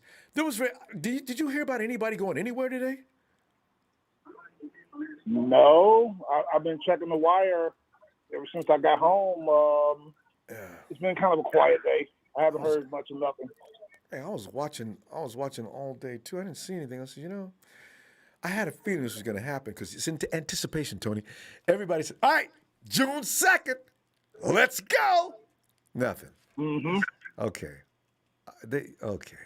People are waiting to see who's going to, because there's going to be an exodus of players in a few minutes, maybe next week, maybe mid-June. But, it's not going to be fast. Everybody's trying to be cool. And I wonder how long be cool is because going there's to some last. nice free agents out there, Ronbo. Like we talked about before, some nice free agents, but they're going to have to realize they got to take less money. Yeah. Like cornerback Casey Hayward, who was with the Chargers, he's still there. I would love to get Jarrell Casey, that defensive tackle used to be with Tennessee and then Denver. He's free. But they could be commanding a lot of money. All the big-name free agents were signed in March, man. They got to take less money. True. If you didn't get signed, but right? Ain't that the thing? Tony, who's on your shopping list, though? Because you wanted a defender, because that's what you guys think you feel like your team lacks, because God knows your offense is always going to score points. But I would like to sign Darquette Kennard is available to the corner. We signed on a one-year deal last year. The first-round pick played with the Bengals for a few years. I would like to bring him back. I don't think we will, because we got a young secondary, Ronbo, really young. It's kind of scary. It's one of Sherm ain't over there asking for a job. Sherm played himself out. I don't even hear nobody's even whispering about Sherm being over in Santa Clara talking to Kyle and John. It's pretty interesting. He might retire. He might have to, don't know, man. It's just been kind of quiet, like you said, around everything. But I will tell you, I am excited about our young linebackers, man. I am ecstatic. You picked up a star last year in linebacker, didn't you? Dante Fowler, defensive end, but we're moving him to linebacker in this 3-4. He better produce, too. Oh, that's right. He's making a lot of money. So that's right. The Falcons are moving to the 3-4 because you switched up DCs. All right? Yes, sir. Dean Pease. And they were saying that at some of the OTA practices, the media, they was hearing head coach Arthur Smith do it again. And he was yelling at them. And, he shouldn't talk to them like that. They're grown men. I'm like, that's just what they need. Yeah. That's just what they need. Long as you don't browbeat to the point they lose confidence, but otherwise, get them going. Yeah. No more of these comebacks. We got to be the team that's giving up the most comebacks of any team in NFL history. That was pretty bad last year. They come back. Yeah. Especially when you score a lot of points and still, it's embarrassing to lose 41 to 37. I saw that when Jameis Winston was in Tampa Bay. It used to make me laugh. Him and Jared Goff got together that one weekend, and they just defense wasn't stopping nothing, on either team. I said, okay. Yeah. And or worse than that, my homeboy and against the Rams too. How long did it take to finish that game? They scored 100 points between the two teams. I said, it was like a video game. Yeah, playing Madden. I said, I guess nobody came to play no defense. So. And it was a Monday night game too. A lot of people went to sleep. A lot of people love. But yeah, see, that's the NFL wants that though. They make it hard for the defense to do their job because apparently they think the appeal. And that's the unfootball purist. Guys like you and me, Tony, we want to see on both sides of the ball execution. We want to see things work. Don't be getting your butt beat on every play. That's that's college football. If I want to watch college football, I watch college football. Show me something real here. Yeah. Like Super Bowl 53, the year before you guys went, remember New England and the Rams? I love that game, even though I can't stand New England. 13-3 Super Bowl, I loved it. It reminded me of the old days. That was intense. And especially Goff had his one opportunity. I mean, he had that wide receiver standing wide. He could have been butt naked standing there. Everybody's seen him, right? Goff didn't. But Ronbo, one of those twins that play for the Patriots, he was late on that play, and he was still had plenty of time. McCourty came over to take that ball. No, you don't. Yep, the McCourty twins. Yeah, Ronbo. They're hyping the Rams for something because Stafford. What's his name? Matthew Stafford. He's got that big arm. He does have a big arm. He got a gun. But they are hyping him, talking about he's gonna take him to the Super Bowl. I'm like, I can't see it. I'm like, the Chargers will go to the Super Bowl from LA before the Rams will. But you got to understand. I don't see it. You got to understand. The fact of the matter is, they have to pay for that facility, which I bet you can't use one monitor to put how many zeros that place costs. That is high tech. I heard it's absolutely gorgeous. So somebody's got to pay for that facility. So they got to hype the And that's where the Rams. Super Bowl is too this year. Yeah. So. Yep. And they wanted second year in a row to have the host team have the Super Bowl right there, like Tampa Bay. Not going to happen. Not going to happen. Not a chance. But I'm telling you, watch out for Matt Ryan this year. He's going to have a big year under Arthur Smith. They're clicking in OTAs. Yeah. Matt Ryan's going to have, even without Julio Jones. Yeah. Remember the year he won MVP? He threw 13 touchdowns. He threw 13 touchdowns to 13 different receivers, which is the NFL record. I got a feeling Julio Jones ain't leaving. For some reason, I just get this feeling that they're going to find a way to restructure it. They're going to apologize. Julio, man, I don't know. We may have some differences. I didn't come here to intentionally get rid of you. It was all about the monies, and we figured out a way, if you'll cooperate, the monies can work. And Arthur Smith said, they asked Arthur Smith today at the after the press conference, yes, Julio has a playbook. I guess OTAs are next week. Yeah. The mandatory, yes, he has a playbook. But, again, this is voluntary. People don't have to come if they don't want to. Yeah. But I'm excited. With or without Julio, I'm excited. I hope it can work itself out, but we'll see, Ronbo. We'll see. I know. Like you said, teams laying in the weeds like Arizona. Yeah. Tony, that is a word that the Rams, I have little to no respect for, as we've owned them for too long. The Hawks, I think they're down in that year I've been predicting for the last 3 years. Okay, you know what? The Hawks are like living on a prayer. I mean, Bon Jovi wrote that record for them. That prayer is over. I don't know how they're going to do this last year. Yeah. They peaked last year like around week 8, week 9. Remember, they were hot. They started the season. They beat us week 1. They peaked. They're done. So, but we're going to see what happens, though, Ronbo. It's going to be very interesting. I can't wait for some preseason football. Oh, everybody's hungry for that, Tony. Oh, God, order pizza that night, Jack.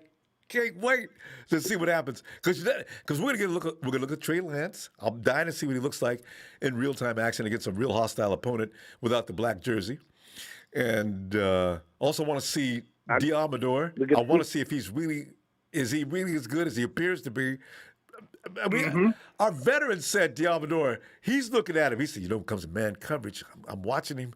I say, oh, look at you, boy. You came in there and you got Jason Verrett's attention. You got to be doing something there. He likes Ambry, too.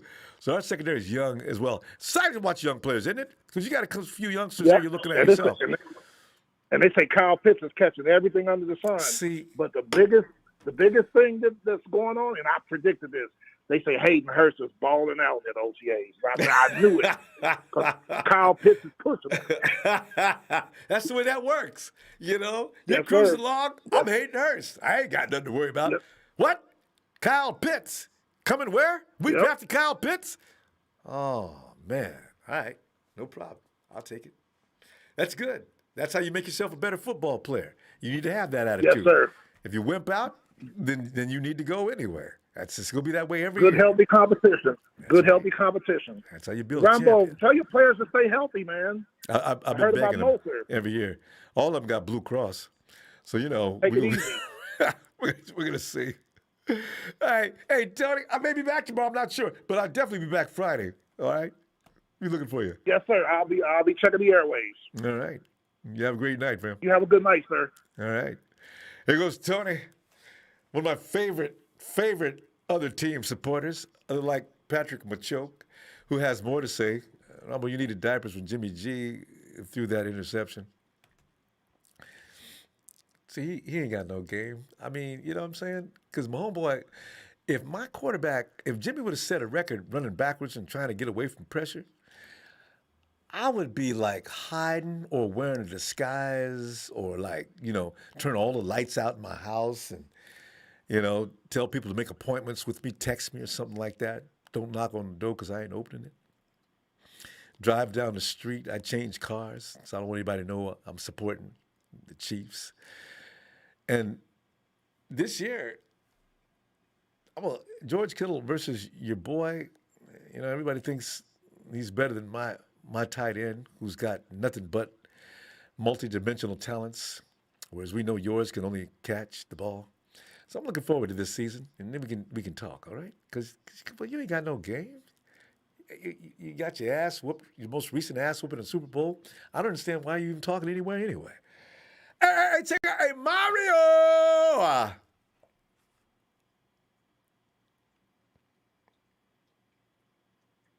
Hey, Ronbo. Hey, Mario, man. Come on in, man. What's going on? I was sitting there making jokes about the Chiefs and the Seahawks and the Rams, and they're all a bunch of jokes. They're always fun to. So every talk show or every nighttime show host, if you want a place for material, you go to Joseph Smiley's area in Seattle, or my homeboy who's got a lot of mimes up now that are fun to laugh at. And then you got the Rams, who've never won a championship while it was in Los Angeles. Yet their fans have a lot of unwarranted pride. I don't understand. Wow. Very bold. Football. Hey, we're going to be playing another brand of defense this year. It's going to be Robert Saleh-esque, but it's going to add, D'Amico's got more aggression.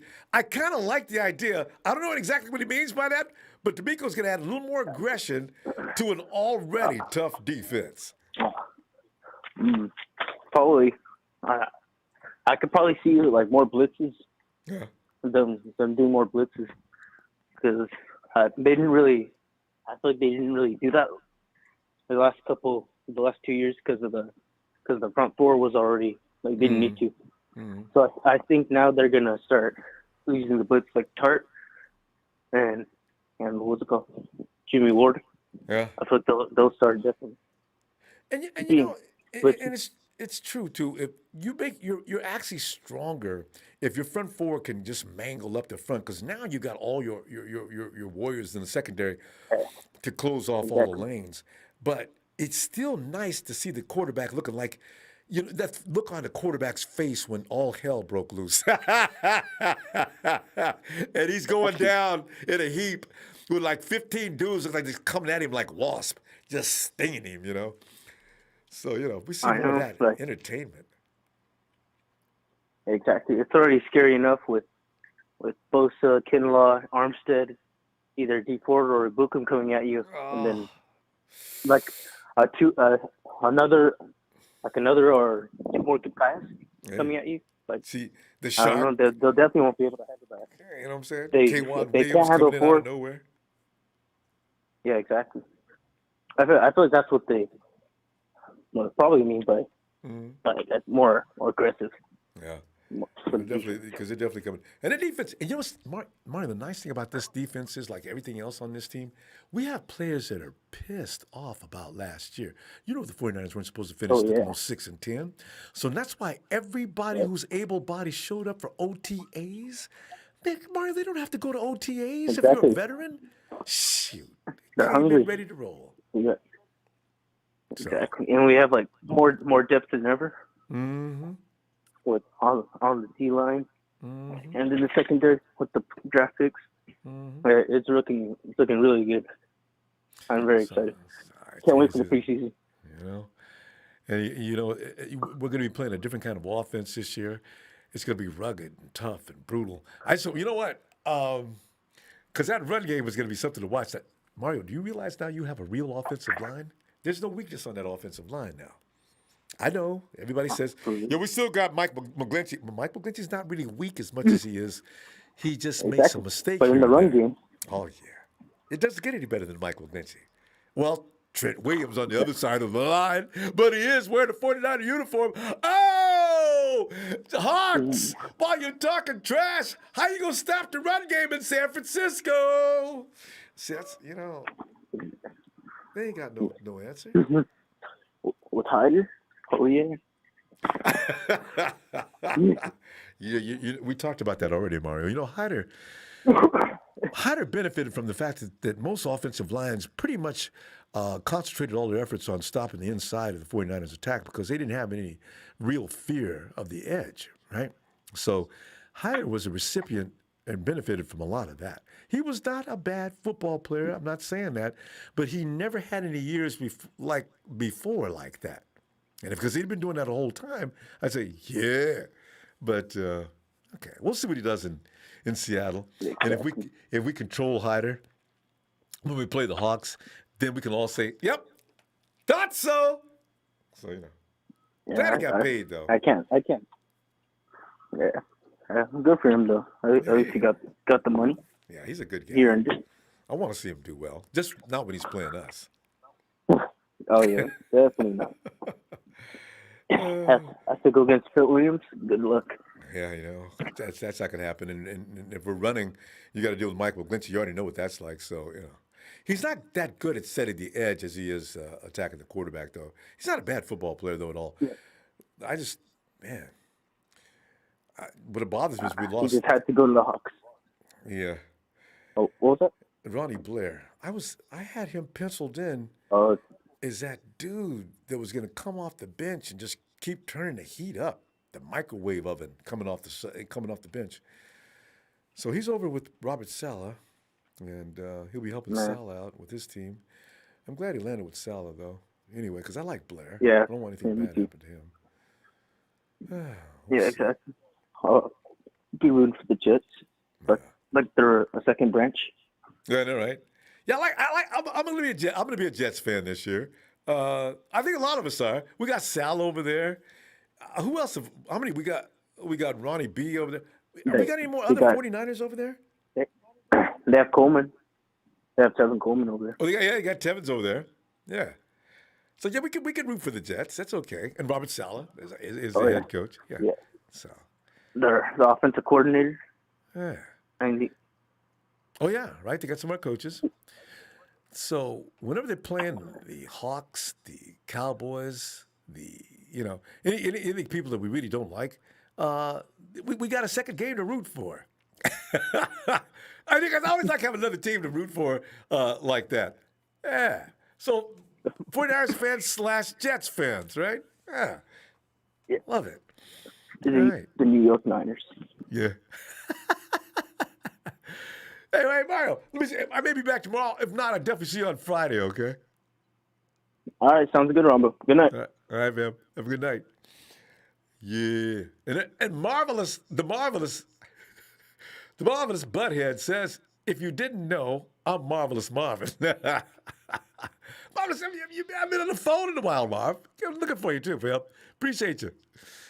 And fam, I always appreciate you, fam. And we're going to go ahead and slide to let's check on the ice again. Ice, baby, too cold. There he is. Oh, Ice. We've been looking for you. Baby? Looking for you for a while, fam. Come on in here, man. Man, I was trying to get you in here because you're on the East Coast. It's late. So yeah, I know it's late because I was up.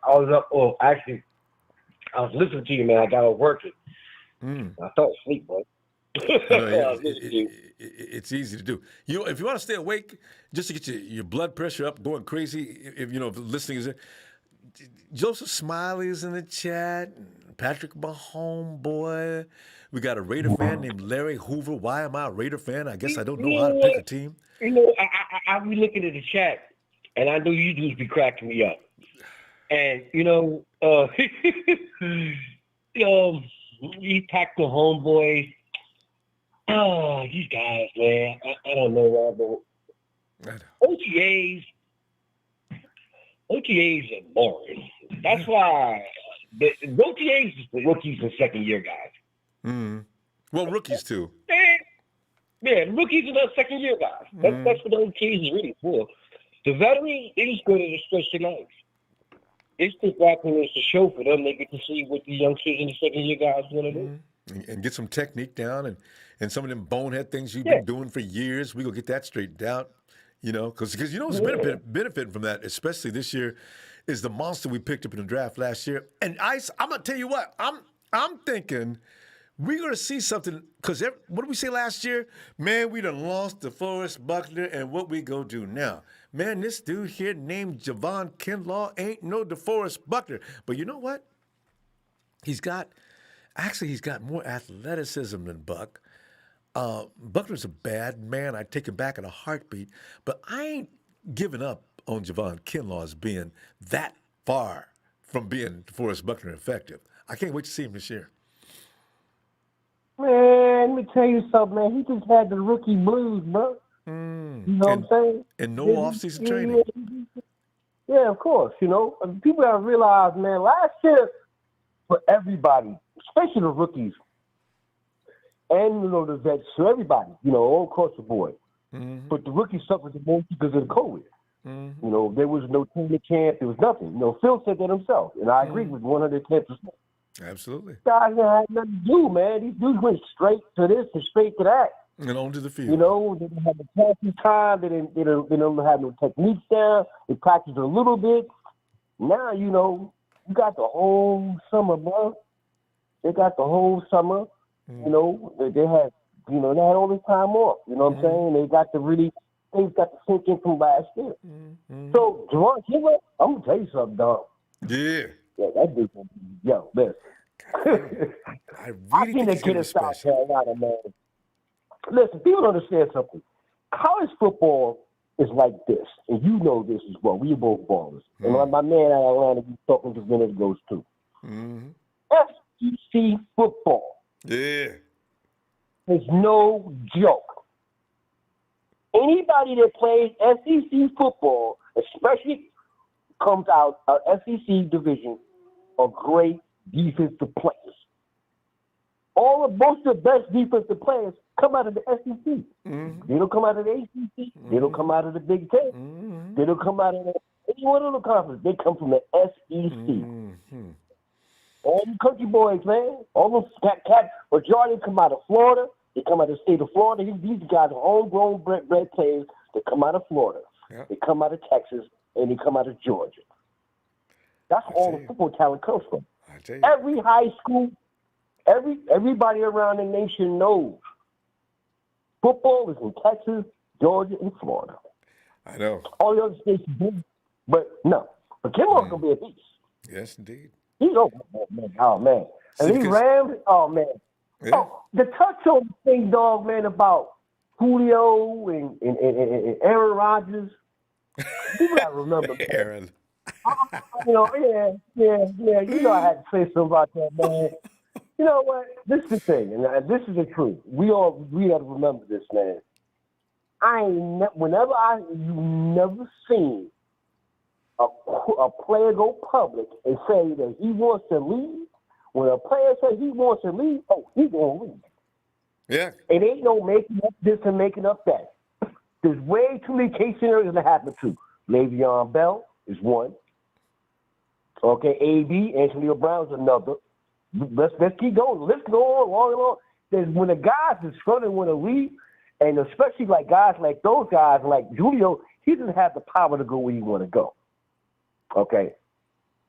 But Aaron Rodgers does. He's the big kid with the candy store. You gotta remember this. Hold on.